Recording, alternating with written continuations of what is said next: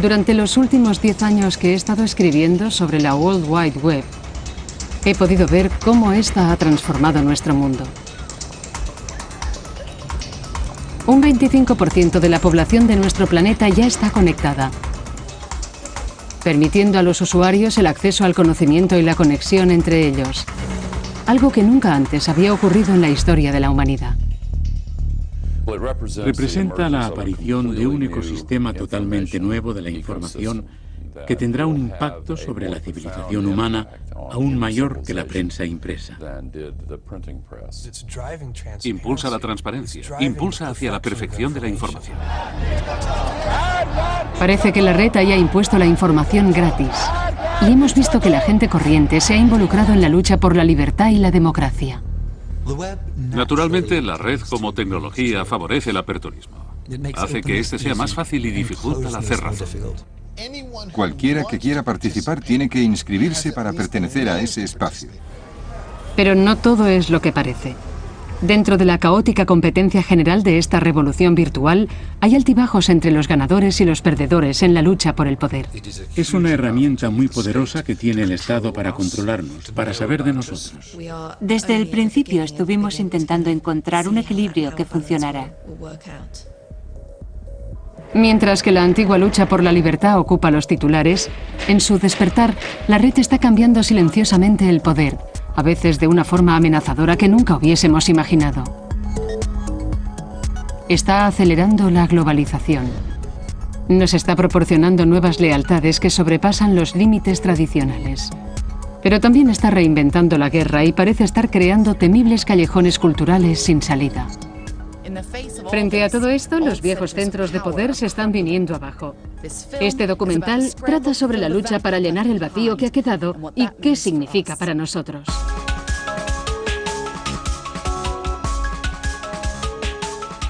La revolución virtual.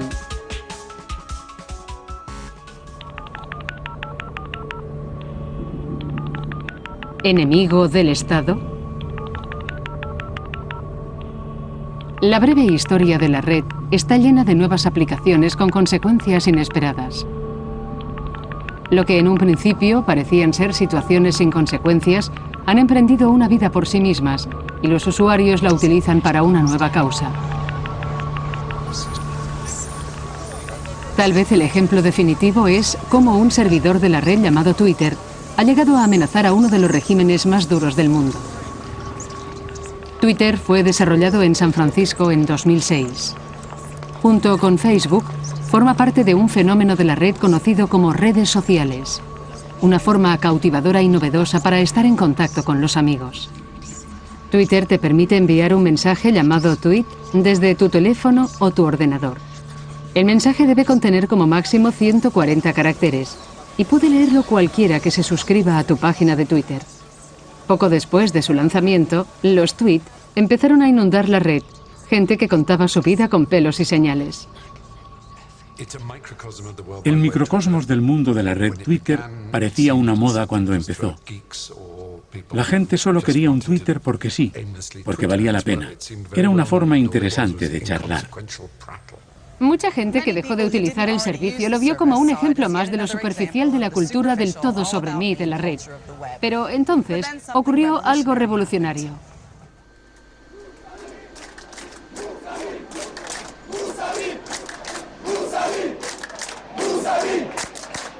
Irán, junio de 2009. A raíz de unas elecciones presidenciales, los partidarios de la oposición se echaron a la calle para expresar su indignación porque pensaban que estaban amañadas. El Estado iraní contraatacó con la policía antidisturbios y la prohibición de cualquier medio de información dentro del país. Los manifestantes regresaron de nuevo a Twitter para contar al mundo lo que estaba ocurriendo. Y en números extraordinarios. Solo en los primeros 18 días, 500.000 de personas enviaron más de 2 millones de tweets desde Irán. En pleno apogeo, cada hora se publicaban 200.000 tweets sobre Irán. Una iraní residente en Inglaterra era quien recibía muchos de esos tweets. Tiene familia en Irán, por lo que no podemos mostrar su rostro ni proporcionar su identidad real. Se le conoce por su apodo en Twitter, Oxford Girl. Yo estaba sentada y decidí ir a tomar un café, y cuando volví tenía unos 3.000 tweets que llegaron en unos minutos. En cuanto envió esos mensajes, el público en general se convirtió en un vínculo crucial entre los manifestantes y el mundo exterior. Alguien me enviaba un mensaje o un correo electrónico y yo escribía: he recibido una noticia que dice que los basijis están en tal o cual calle, están arrestando a la gente, avisad de que vayan por otro sitio. Twitter tiene un efecto enorme en la red. La información se pone en manos de la gente, haciendo que sea como el mercurio, irreprimible e incontenible. Es como el muro de Berlín, e imaginen lo rápidamente que habría caído el muro si Twitter hubiese existido. Me sentí muy contento y entusiasmado porque algo estaba pasando, pero también alarmado porque las cosas podían empeorar muy deprisa. Pronto, no solo las redes sociales como Twitter, sino también sitios para compartir vídeos como YouTube, se vieron atrapados en la lucha a vida o muerte en Irán. Cuando una joven iraní fue asesinada, millones de personas fueron testigos de sus últimos momentos. La gente vio en tiempo real cómo moría una persona joven y llena de energía, con una vida por delante, asesinada sin sentido por el régimen actual, y la gente quiso vengar su muerte. La red está sacudiendo el mundo de la política, porque es capaz de capturar información de una multitud de testigos oculares para luego transmitirla a nivel mundial en tiempo real. Es móvil, interactiva e inmediata. Y esto significa un paso radical del gran regalo del siglo XX a los políticos, una televisión en vivo. A diferencia de la televisión en vivo, los vídeos en la red provocan inmediatamente una reacción en todo el planeta que después redunda en sucesos que se desarrollan sobre el terreno. Los sucesos en Irán fueron trágicos y provocaron una gran conmoción por la capacidad del pueblo de Irán para conectar con la audiencia mundial y con sus semejantes dentro de Irán para utilizar el poder de la información, para inspirar resistencia contra aquel régimen y para crear una conciencia política en apoyo de la democracia.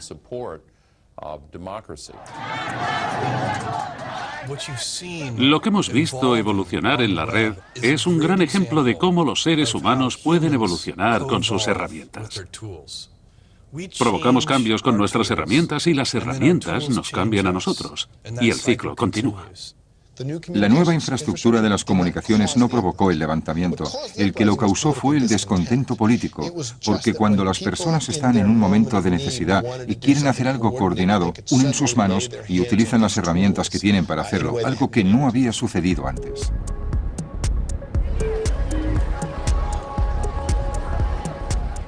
La red es como una caja de herramientas para protestar contra un mundo inesperado. Los administradores de Twitter estaban sorprendidos de que se hubiera producido una revolución tan rápida y que a la vez se extendiera por todo el mundo. En ambos casos, el principio que lo guiaba era el mismo. Creo que la apertura es una revolución en sí misma. Expones tus pensamientos y así atraes a otras personas que de otro modo no habrías atraído. Y las cosas ocurren. Es como una reacción química. Es casi inevitable que con las nuevas tecnologías que existen en el mundo la información fluya libremente. La gente se comunica y eso conduce al poder.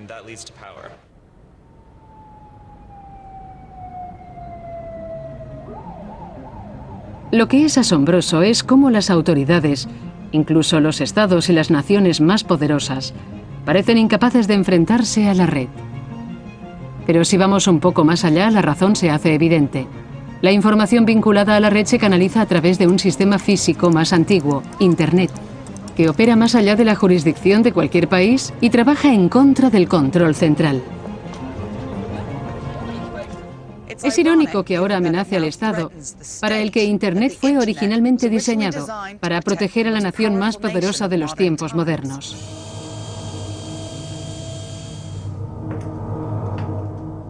Los orígenes de Internet se remontan a la Guerra Fría, cuando Estados Unidos y la Rusia soviética se enfrentaban a la amenaza inminente de un holocausto nuclear. En 1957, el gobierno estadounidense se llevó el susto de su vida cuando los rusos lanzaron el primer satélite espacial, el Sputnik.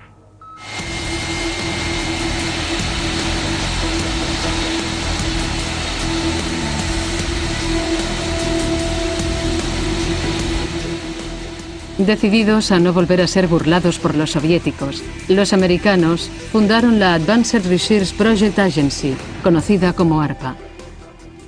La ARPA contaba con un gran presupuesto y dijo que iba a crear algo que vencería el juego de los rojos.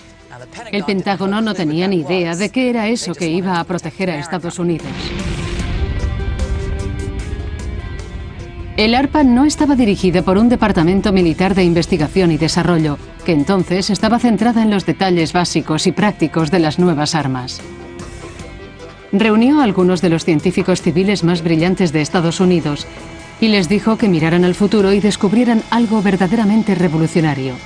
Una de las áreas en las que la ARPA se metió de lleno fueron las comunicaciones. Utilizando la nueva tecnología de los ordenadores se desarrolló ARPANET, una red innovadora y precursora de Internet.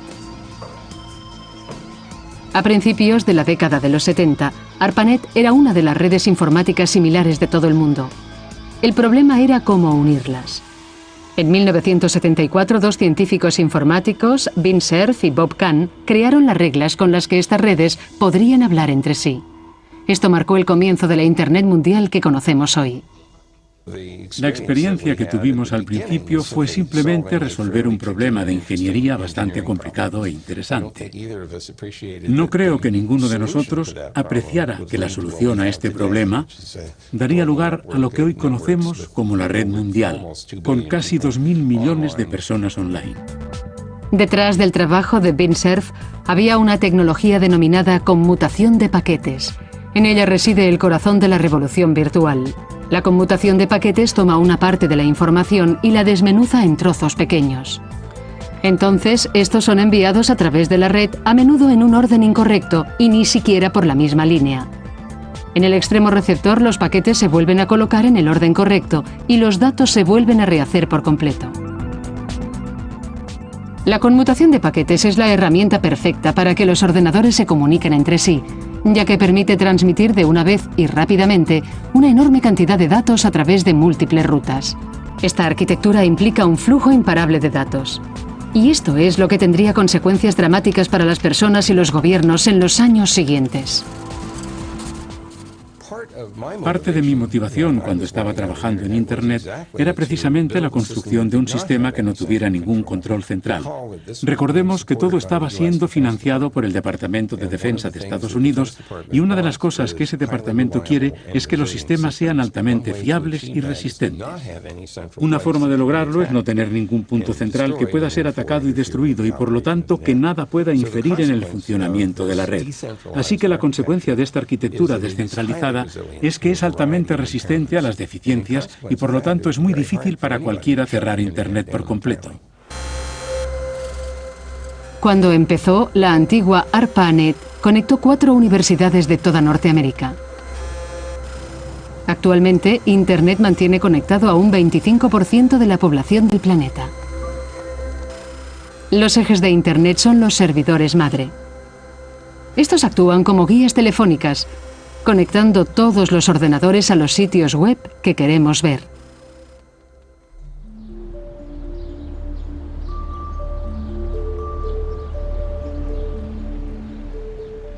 Parece un bloque de oficinas anónimo, pero en realidad este edificio alberga uno de los 13 servidores madre que mantienen a Internet en marcha por todo el mundo.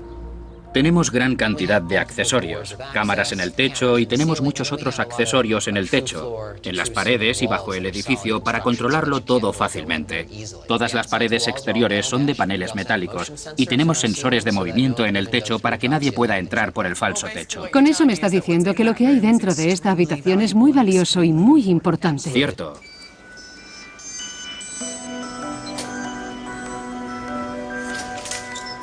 Toda esta seguridad es para proteger al Santo de los Santos, el santuario interior de la sala de servidores.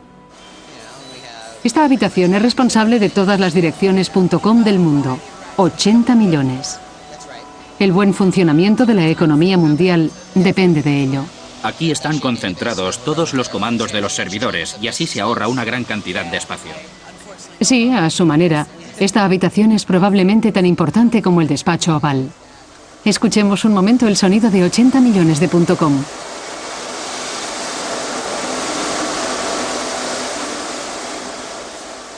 pasaría si diera un tirón del enchufe y de repente hubiera un apagón aquí, en Mount View, California? Aquí están la mayoría de los centros de procesamiento de datos. Nosotros mismos nos suministramos de lo necesario. Aquí tenemos generadores de corriente, tenemos 13 generadores a diésel, tenemos nuestros propios servidores por si fallara alguno de ellos. E incluso si sufriésemos un ataque a uno de esos 13, hay otros 191 diferentes que están alrededor de ellos. Aunque fuera atacado uno de los 13, eso no afectaría al conjunto de servidores y seguirían funcionando. Así pues, no es tan fácil desmontar Internet. Determinados países, como Irán, no pueden apagarlo por mucho que quieran, porque es un sistema mundial compartido. Un organismo internacional llamado ICANN, que no es leal a ningún país, supervisa los servidores madre, pero su papel es limitado. Como entidad internacional, ¿tiene poder ICANN para controlar y poder de encender y apagar Internet? Bueno, no creo que nadie tenga poder para encender y apagar Internet.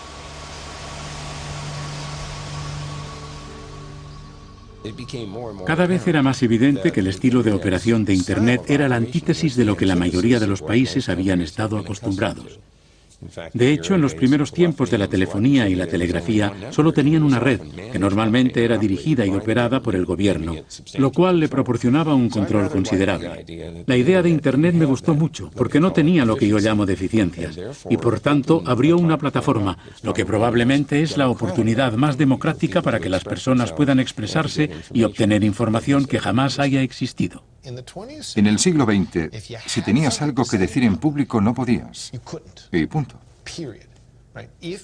Si eras un civil, un ciudadano, pero no un profesional de los medios, no podías transmitir un mensaje por mucho que lo intentaras. De hecho, las personas que trataban de enviar mensajes al público a su manera, a través de canales de aficionados, como mostrar pancartas en la calle o al lado de las carreteras, eran consideradas como una especie de revolucionarios. Y ese cambio es enorme. Cualquiera que quiera participar solo tiene que inscribirse. Es un gran cambio. Si tienes un sistema de información indestructible, sin control central, que al instante se amplifica, entonces la información se vuelve muy poderosa, se sobrealimenta. Que caiga en buenas o malas manos tiene una importancia enorme en las batallas contra la autoridad. Los usuarios anónimos de la red pueden desempeñar el papel de periodistas de investigación y pueden proteger publicaciones, informaciones importantes y sus fuentes emisoras. Y nada se centra más en este nuevo poder que un sitio web llamado Wikileaks.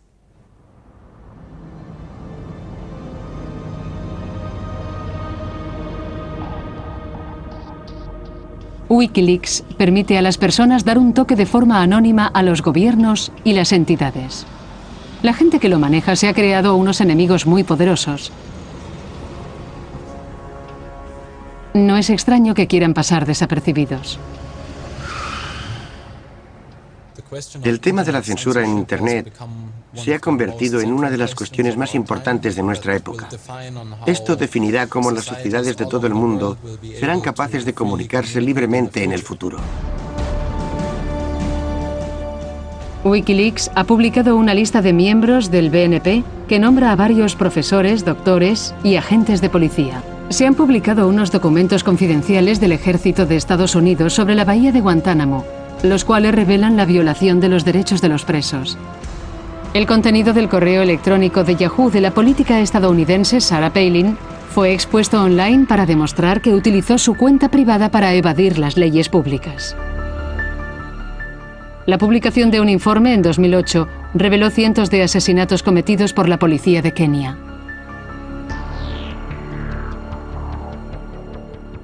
Wikileaks tiene una base de datos de más de 1.200.000 documentos.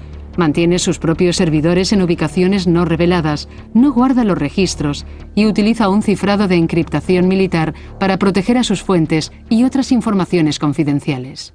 En algunos países, la gente no puede ponerse en contacto con periodistas fiables de ninguna manera, ni siquiera para averiguar en quién pueden confiar. Por eso es muy importante ofrecer una entidad como nosotros, que tenga una reputación y que ofrezca a las personas una manera anónima de presentar esta información.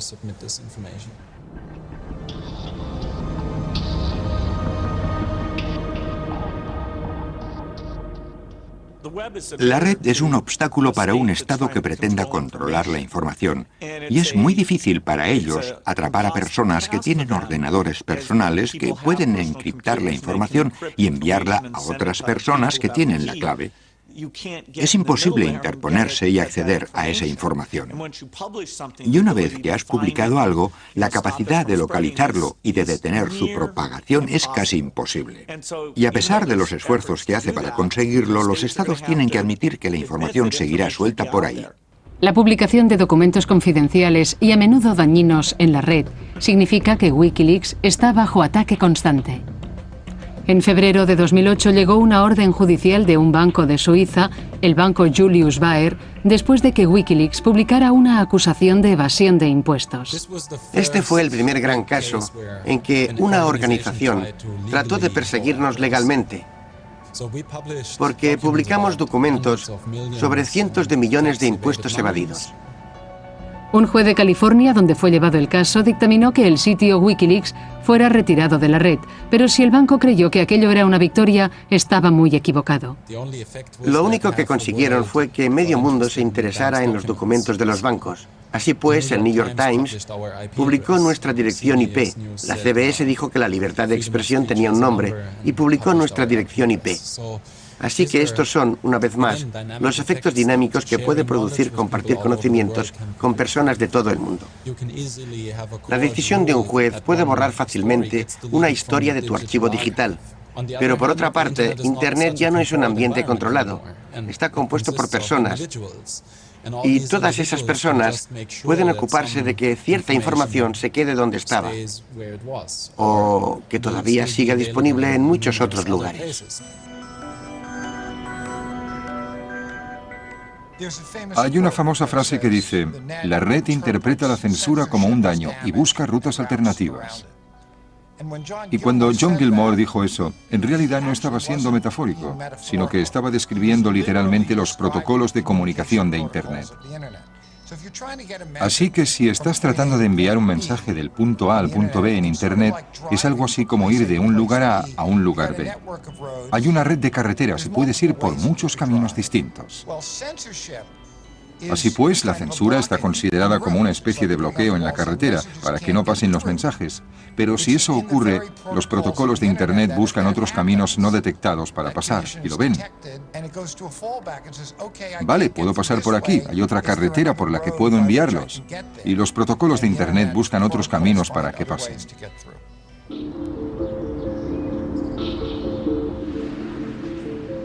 No solo es el hardware lo que permite la resistencia a la censura. Cuando un gobierno u organización trata de bloquear un sitio web, siempre hay alguien muy motivado con los conocimientos informáticos necesarios para jugar a David contra Goliat. Creo que la razón por la que vemos a tanta gente metiéndose con otros gobiernos se debe a que con los ordenadores todos nos encontramos en igualdad de condiciones. Cuando yo era niño, una de las primeras cosas que me di cuenta fue: puedo sentarme aquí detrás de mi módem y programar igual de bien y hacer lo mismo que alguien haría con un equipo más grande. La forma en que la red permite a los individuos saltarse la censura y los bloqueos se muestra claramente una vez más por la crisis iraní. Una vez que el gobierno iraní se dio cuenta de lo que estaba pasando, bloquearon sitios como Twitter y Facebook. Al otro lado del mundo, un joven de 25 años de San Francisco entró en acción. Austin Heap utilizó sus habilidades de programador para desarrollar el Haystack, un programa de encriptación llamado así porque se esconden los datos cotidianos de la red. Él afirma que es una manera segura para que los ciudadanos iraníes puedan descargar sitios bloqueados por su gobierno. Lo que voy a hacer es canalizar mi conexión a través de una máquina que está en Irán. Así que cualquier cosa que haga aquí estará sujeto a las mismas tecnologías de filtrado que alguien de allí experimentaría. Con el filtrado normal de Irán, voy a seguir adelante y a tratar de cargar facebook.com. Y lo que ocurre enseguida es que te deniegan el acceso. Ni siquiera se puede establecer la conexión con Facebook porque los filtros la interrumpen. Así que voy a abrir el Haystack, que se carga con un solo clic en actualizar. Y en este lado de la pantalla verás rápidamente lo que va a hacer el Haystack. Hay un montón de números. Ya puedes descargarte el Facebook desde Irán. Y todo lo que haces con el Haystack es seguro. Está encriptado. No se puede filtrar. Y no hay posibilidad de que puedan averiguar cuál es tu clave para luego tratar de saber quién eres en la vida real.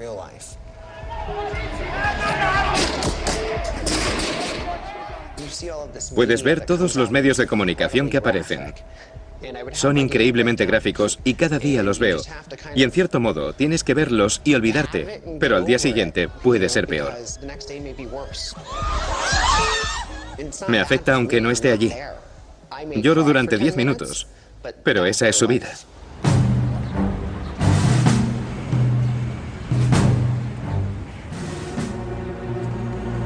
La red proporciona a los ciudadanos la posibilidad de evadir la censura, y la facilidad de acceso les da una capacidad para delatar un delito. Uniendo esos elementos, podemos contar con unas herramientas extraordinarias para que personas motivadas se agrupen rápidamente en torno a una cuestión concreta. En cierto modo, la red parece estar devolviéndonos a un mundo anterior a los partidos políticos, un mundo de acción directa. En ninguna parte es más evidente que en la campaña sobre el cambio climático en Gran Bretaña.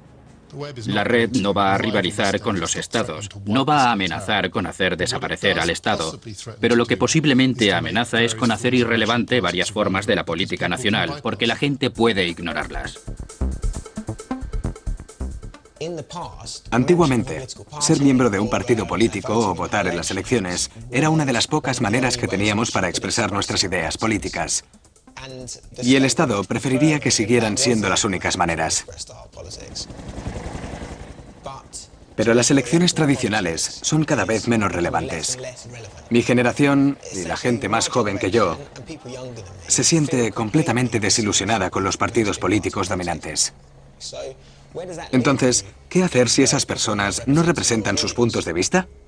Es necesario un foro diferente y diferentes medios de comunicación para expresar tus ideas políticas. En el pasado, había muchas limitaciones para hacer eso. Pero ahora puedes expresar tus propios puntos de vista simplemente conectándote a Internet.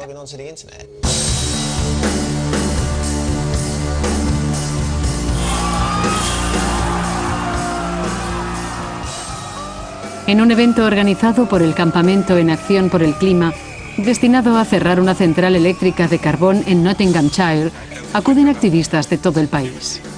Aquí todos son comunicadores, filman a medida que se producen los acontecimientos, suben los vídeos y las fotos a su web a través de actualizaciones constantes. Sin embargo, la red proporciona algo más que herramientas para la protesta. Sus conexiones inspiran la solidaridad en el grupo. Creo que la naturaleza de la comunidad ha cambiado. Antes de Internet, las únicas comunidades de las que podías formar parte eran comunidades en las que solo podías estar presente físicamente. Podías estar geográficamente cerca de otras personas para formar parte de alguna organización o estructura. Mientras que ahora, un día puedes decir, quiero hacer algo por el cambio climático, por ejemplo. Y solo tienes que acceder al sitio del campamento por el clima y al momento estás involucrado. Ya eres miembro de esa comunidad. La red es una increíble fuente de recursos para la transmisión de información y para reunir a las personas en torno a un tema, incluso en un lugar determinado, pero a muy corto plazo. Lo que la red es capaz de hacer es sacar a la luz comparaciones de la nada y hacerlas desaparecer otra vez. Lo que el Estado ha podido hacer durante décadas, durante siglos, es afianzar las identidades de las personas, manipular sus temores, manipular sus esperanzas. Creo que Internet fortalece a cualquiera que pueda usarla. Fortalece aún más a la gente que la usa efectivamente. Fortalece a los gobiernos para controlar una insurrección, fortalece a la propia insurrección, así que es un arma de doble filo. Hemos visto cómo la red proporciona un tremendo poder individual y da cohesión y una finalidad a las causas más dispares. Pero siempre, frente a estas nuevas libertades, nos encontramos con la autoridad inquebrantable del Estado. Así que lo que se pone en marcha es una carrera de armas entre los ciudadanos y el Estado. En mi opinión, el mejor ejemplo de esto se está produciendo ahora en China.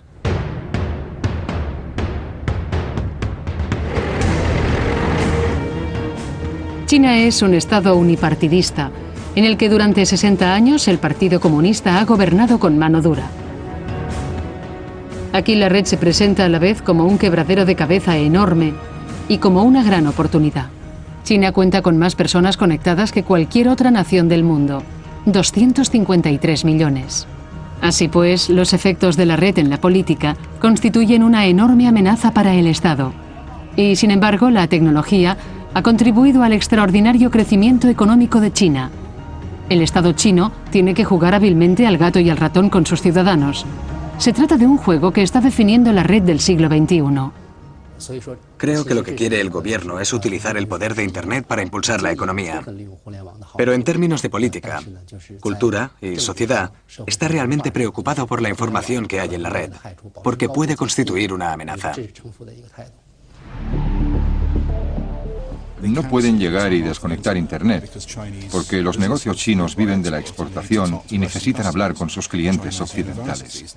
Las universidades chinas obtienen información de las universidades occidentales, leen los trabajos de investigación, descargan apuntes y esas cosas, y eso no lo pueden detener.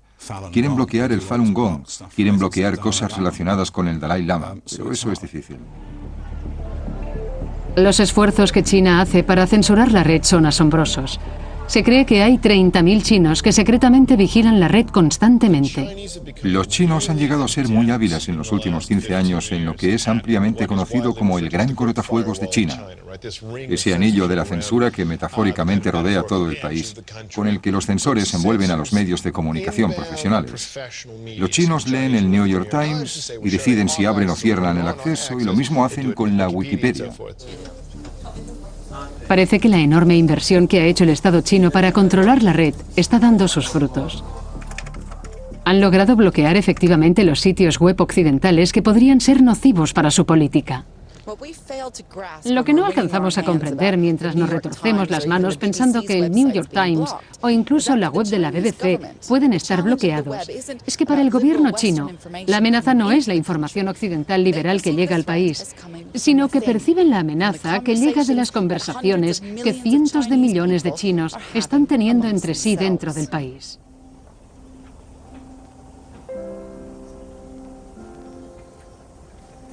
El ejemplo más poderoso y conmovedor se produjo en mayo de 2008, cuando un enorme terremoto en Sichuan acabó con la vida de 70.000 personas.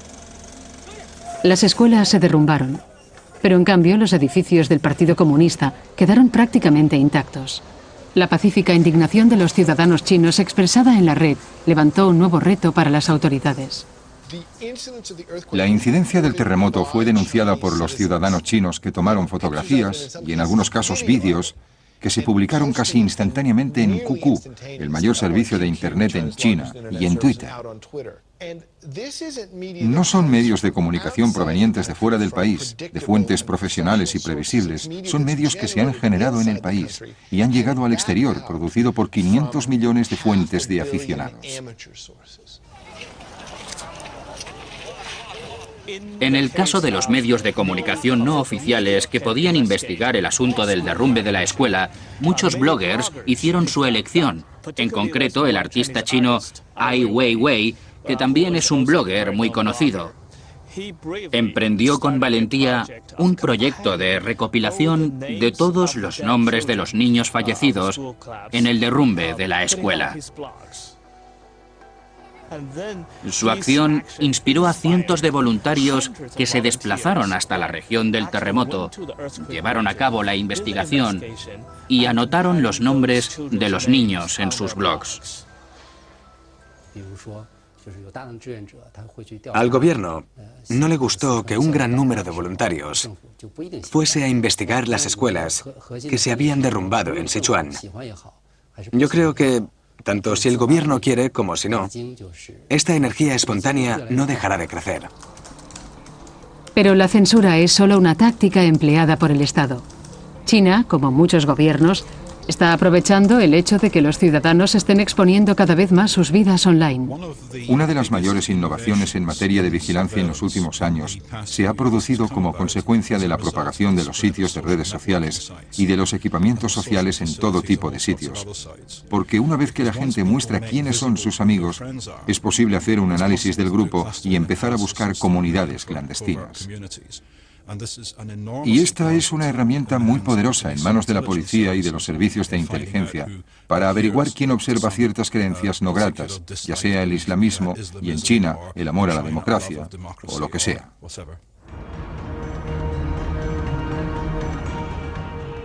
Incapaces, o porque no quieren empezar un debate libre en la red, las autoridades chinas también están utilizándola para sí mismas, aprovechando su poder para difundir información instantáneamente, para librar una batalla de ideas online.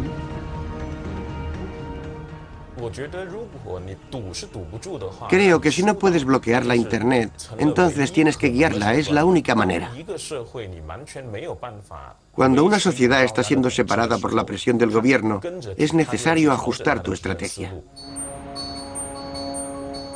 El gobierno empezó reclutando lo que calificó como comentaristas de Internet, ciudadanos que escriben artículos y cuelgan los comentarios en la red en apoyo de la línea oficial del partido. Los ciudadanos chinos lo llamaron el ejército de los 50 céntimos, porque para cada artículo o comentario les pagan la astronómica suma de 50 céntimos. Se estima que hay cerca de 350.000 centros de operaciones en la China de hoy.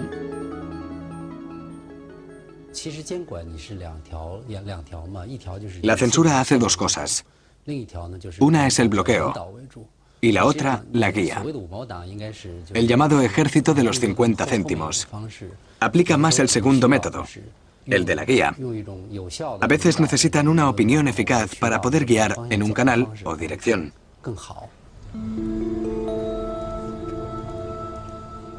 Pero una vez más, la comunidad online se está dando cuenta de que están jugando al gato y al ratón. Wen Winchao era uno de esos de los 50 céntimos, pero es escéptico en cuanto a la efectividad del espionaje online. En realidad, creo que el efecto del ejército de los 50 céntimos se ha exagerado. Sabemos que el gobierno gasta una gran energía en la formación profesional de los comentaristas de Internet. También tienen comentaristas a tiempo parcial. Pero en la Internet podemos ver que su fuerza es muy débil. A veces, en un sitio web, se coloca un artículo en una posición muy obvia. Y en cuanto la vemos, sabemos que es un artículo de un centro de 50 céntimos. A pesar del sofisticado uso que el gobierno chino hace de la red, a largo plazo esta demuestra que tiene una habilidad de Houdini para escapar de cualquier esfuerzo de limitarla. En los países que tienden a ser bastante cerrados y donde el flujo de información no era muy bueno, se ha utilizado Internet para abrirla y una vez se permite la apertura, es muy difícil retroceder. Internet hace un esfuerzo por abrir las comunicaciones. Los chinos son como todos los demás. Y cuanto más se restrinja, más se avanzará hacia una sociedad democrática, hacia un modelo al que estamos acostumbrados. Y afortunadamente lo que está pasando es que cada vez son más ricos. Están utilizando la tecnología, se conectan a personas de todo el mundo y la idea de que pueden suprimir información importante va a desaparecer. Estamos empezando a ver el despertar de una conciencia política en muchas naciones reprimidas por las dictaduras. Me parece interesante que tanto el primer ministro Jin Gaoban de China y el presidente Medvedev de Rusia estén ahora respondiendo a los bloggers de la red. A pesar de que son líderes de regímenes autoritarios, ahora están sintiendo la necesidad de responder al despertar de la conciencia política que está emergiendo en la red. Mientras que aumenta la lucha entre la gente y la autoridad, me parece que la noción del Estado, en última instancia, puede estar erosionada por otras fuerzas en juego en la red. Fuerzas que retan activamente nuestras ideas de identidad, nacionalidad y comunidad. El alcance global de la red ha dado gran inspiración y poder a las personas que, por cualquier motivo, aspira a volver a dibujar el mapa del mundo. El primer intento más importante para aprovechar un nuevo tipo de conciencia global a través de la red no vino a través de los sitios basados en la información, sino a través de un servicio monetario. A finales de los años 1990, un hombre vio que la capacidad de la red para funcionar a nivel mundial, no regulada ni controlada por los gobiernos individuales, significaba que la gente corriente tenía un canal de libre circulación de dinero alrededor del mundo. Peter Thiel no es tan conocido como Bill Gates o Tim Berners-Lee, pero debería serlo.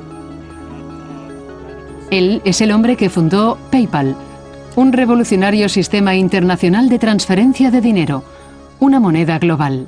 Con PayPal, el dinero se puede mover a través de las fronteras nacionales, a través del ciberespacio abstracto. En 2008 se manejaron 60.000 millones de euros en transacciones durante todo el año. Llegué a creer que el lugar en que sería tomada la decisión por las personas o por el Estado no sería en los pasillos de la política o en los debates públicos o cosas por el estilo, sino en el desarrollo de nuevas tecnologías. El futuro del siglo XXI va a suponer una nueva versión de la globalización y tenemos que conseguir que la globalización funcione. Y eso significa que de alguna manera tenemos que encontrar formas de romper ciertas barreras que existen entre las personas. Los orígenes de PayPal se encuentran en la Universidad de Stanford, a las afueras de San Francisco. Thiel conoció en un seminario a Max Levchin, un científico informático. Se cayeron bien y su colaboración llevaría a PayPal. Thiel vio esto como una oportunidad de ganar dinero, pero también como una oportunidad para poner en práctica algunas de sus creencias. El lema de PayPal era que se trataba de la nueva moneda mundial y que de alguna forma iba a cambiar la manera en que el mundo pensaba en el dinero, que iba a cambiar el significado del dinero, la forma en que la gente hacía transacciones y, en cierto sentido, daría a la gente una soberanía sobre su dinero que no había tenido nunca. El sistema de PayPal permite a la gente común transferir pequeñas cantidades de dinero a nivel internacional. Y de igual forma que mucho de lo que surge de la red, la autoridad lo cogió al vuelo. ¿PayPal es un banco, un servicio de pago, un transmisor de dinero? En el sentido estricto no entraba dentro de cualquier marco regulador y había una brecha legal por la que se pudo construir la empresa y averiguarlo más tarde. Peter Thiel vio después el potencial de Facebook como una manera de formar comunidades no limitadas por la nacionalidad. Él fue uno de los primeros inversores de lo que se ha convertido en la red social más grande. Facebook tiene ahora 350 millones de usuarios en todo el mundo. Si fuera un país, sería el tercero en población del mundo. La red ha dado lugar a todo tipo de nuevos grupos sociales y creo que en parte se debe simplemente a que las existentes han sido extraordinariamente limitadas por la geografía y la historia, y esa no es la mejor manera de que los grupos se organicen. Normalmente quieres estar en grupos con otra gente que tenga cosas en común contigo o de gente de la que puedas aprender. La Internet ha liberado a las personas, desafía las actuales estructuras de poder de los estados y naciones, y en el futuro sigue siendo algo abierto, pero sin duda los primeros 15 años han sido muy positivos.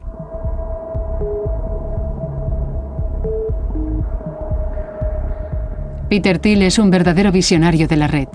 Vio cómo se reduciría el mundo, que iba a establecer nuevas formas de hacer las cosas por encima de la tradición y rindiendo a quienes lo dudaban. Pero la red ofrece la otra cara de la visión de Thiel. Hay otros pioneros de la red que ven en ella una manera de poner una comunidad en contra del mundo, no para crear una nueva apertura o lealtades más amplias, sino para acorralar las identidades.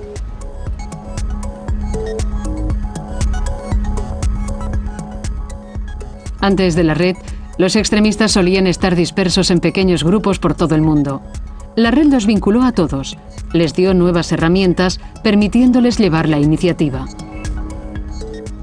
Al-Qaeda reconoció rápidamente la capacidad de este nuevo medio para difundir su mensaje de miedo y terror. Los grupos islamistas han escogido Internet para difundir todo su material, porque de esta manera pueden controlar totalmente cómo y dónde se difunde el mensaje.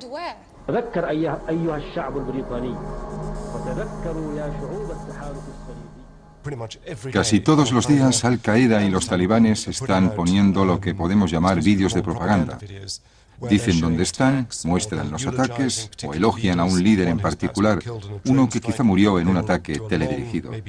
Los vídeos suelen ser largos, tal vez de hasta 40 minutos, sobre todo de alguien hablando de las grandes hazañas de esa persona, intercalándolo con vídeos de alta calidad. En su mayoría están basados en la ira y para despertar la ira. Y utilizan una gran cantidad de imágenes de mujeres y niños muertos y otras imágenes horribles. Son tácticas de choque para captar a la gente, para conseguir que entren en el engranaje y crear ese sentido de urgencia. Al Qaeda, como Internet, no tiene centro. Es un grupo disperso de personas estrechamente asociadas.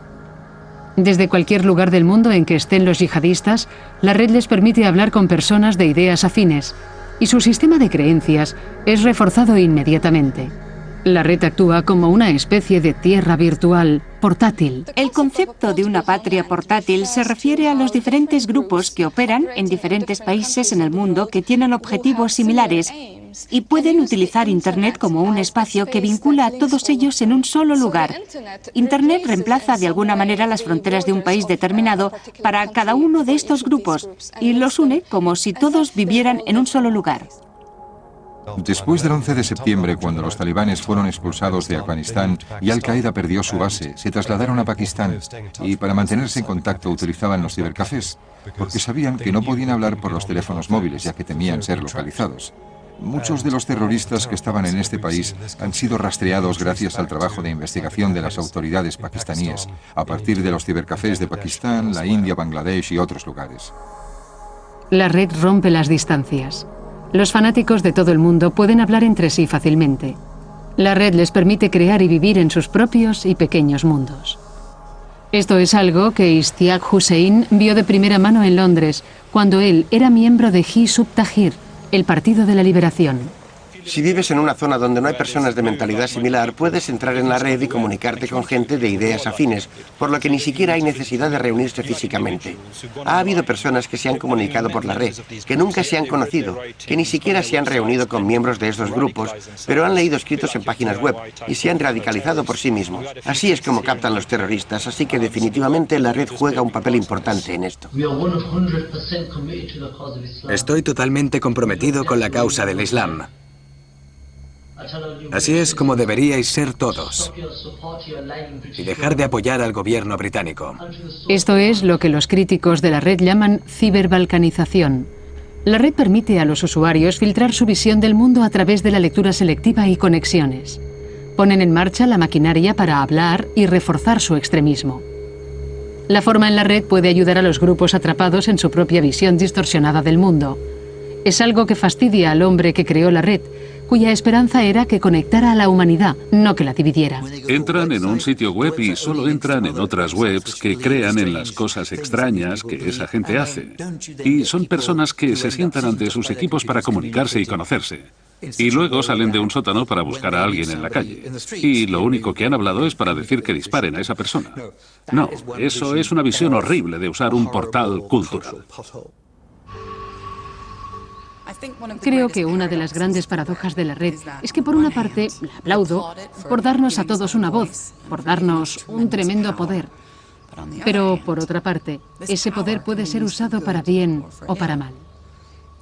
Dando a conocer más y más sobre nuestras vidas en la red, nos hemos convertido en vulnerables a los malos elementos, a las redes del odio y al más oscuro uso de la red.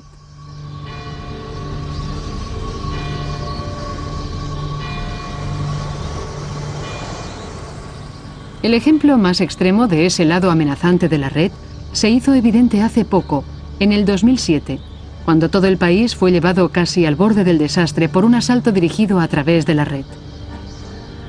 Estonia, un pequeño país con 1,5 millones de habitantes, fronterizo con Rusia, ha sido descrito como el país más conectado de Europa.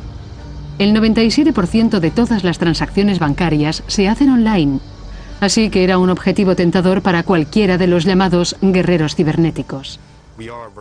Estamos muy involucrados en la revolución digital y por eso tenemos que protegernos, porque si algo sale mal, somos muy vulnerables, pero no queremos perder esta forma de vida.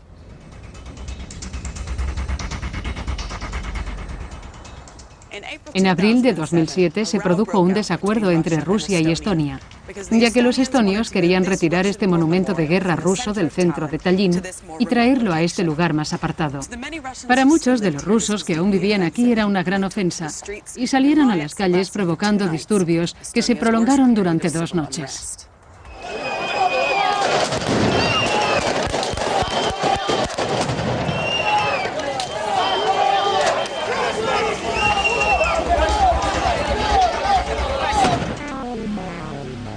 Pero mucho más perturbador fue lo que ocurrió después. Un ciberataque sostenido destinado a derribar las mayores instituciones de Estonia.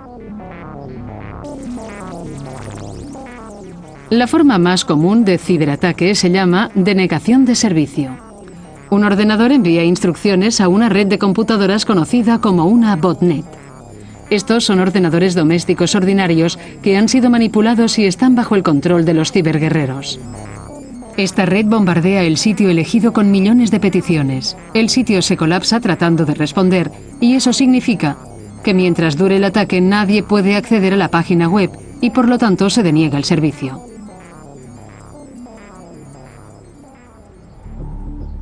Estonia, mayo de 2007. Aquí llovieron los ciberataques sobre el centro económico de este pequeño estado. Afectó principalmente a los sitios web del gobierno que fueron cerrados. Cerraron algunas empresas y los bancos fueron atacados. Tuvimos graves problemas con los sitios externos de Internet, así que ningún cliente podía entrar a la Internet del banco.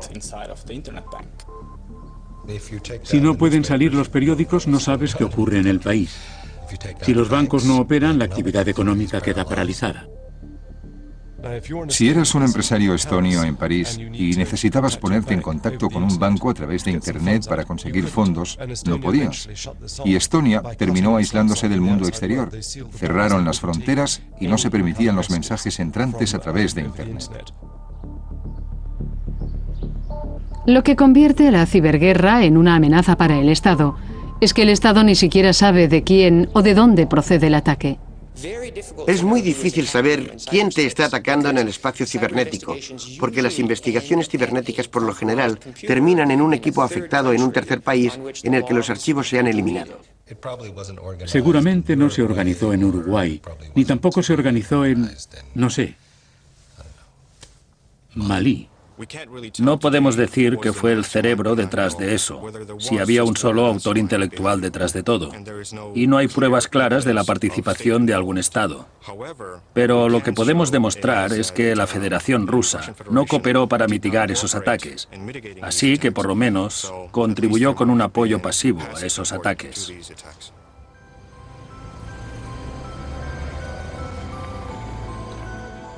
Los estonios con quien hablé no llegaron a acusar al Kremlin de lanzar los ataques.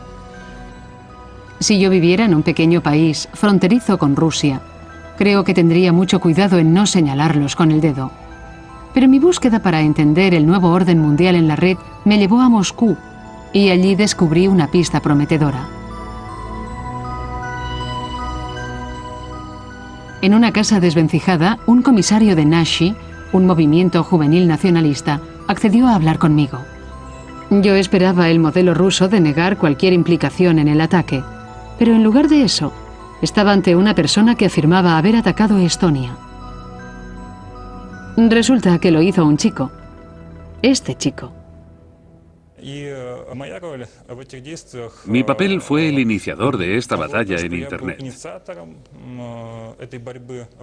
Y fui el promotor del uso de esta tecnología, además de ser el organizador de estas acciones.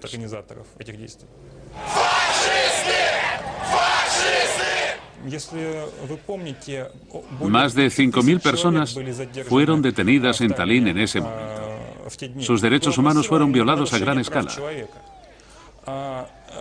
Nuestra intención era llevar a cabo una acción de masas y conseguir que las autoridades estonias tuvieran miedo. Y como no podíamos ir a Estonia, lo hicimos a través de Internet. No hubo ataques cibernéticos como tales. Se trataba de ciberlegítima defensa. La ciberlegítima defensa no es más que una acción de masas en Internet. De la misma forma que podemos llevar a cabo manifestaciones masivas en las calles y en las ciudades, ahora podemos hacer lo mismo en Internet. Y creo que esas manifestaciones de masas serán muy interesantes y populares en el siglo XXI. ¿Fue una iniciativa tuya? ¿No estuvo implicado el Estado? Estas acciones no fueron apoyadas por el Estado. Fue una reacción de la sociedad civil que existe en Rusia.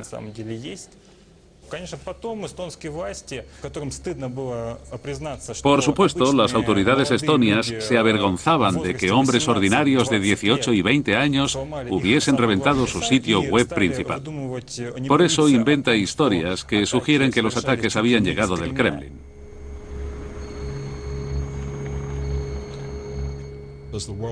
A medida que el mundo esté más conectado, habrá más oportunidades para que las naciones se hagan daño unas a otras. No hemos visto mucho todavía, pero es algo que tenemos que pensar para el futuro. Todo lo que hay que hacer es leer los periódicos. Y cuando ves que hay conflictos en el mundo real, también hay conflictos en el ciberespacio. Creo que es muy rentable hacer la guerra cibernética. Los sistemas de armas tienden a ser muy caros, así que creo que vamos a ver más guerras de este tipo. Para bien, ya hemos visto cómo la red puede redefinir la democracia y abrir nuevos horizontes. En las calles de Irán reunió una multitud que pretendía impugnar un régimen. Sin embargo, para mal, está reforzando los prejuicios y cierra puertas. En manos de los adolescentes altamente motivados de Rusia, casi paralizó un país. Por el momento, una cuarta parte del planeta está conectada. Pero me pregunto, ¿qué ocurrirá cuando el 75% restante se conecte? ¿Ayudará la red a generar nuevos entendimientos globales? ¿O nos enfrentaremos a nuevos peligros que nunca imaginamos? Dando la voz a todos, se crea una cacofonía. Y en esa cacofonía, a menudo se escuchan las voces más duras, las más brutales e incluso las más despiadadas. ¿Puede una red social derrocar un régimen? No creo que pueda derrocar un régimen, pero creo que puede contribuir porque se pueden expresar ideas. Y cuanto más deprisa se expresen las ideas y cuanto más acceso tenga la gente a ellas, más deprisa pueden cambiar las cosas. Creo que en cierto modo las nuevas tecnologías están cambiando y liberando rápidamente la cultura occidental metropolitana y que esas tecnologías que pueden provocar cambios todavía son solo accesibles a muy poca gente y en lugares muy específicos y que estamos solamente al principio de ese equilibrio que hará que funcione en todas partes. Después de 20 años, estamos empezando a ver el enorme impacto que la red tiene sobre la naturaleza de la política, el poder y la guerra. La red se enfrenta al mundo con una oportunidad y una responsabilidad increíbles. La pregunta para el futuro es cómo vamos a usarla.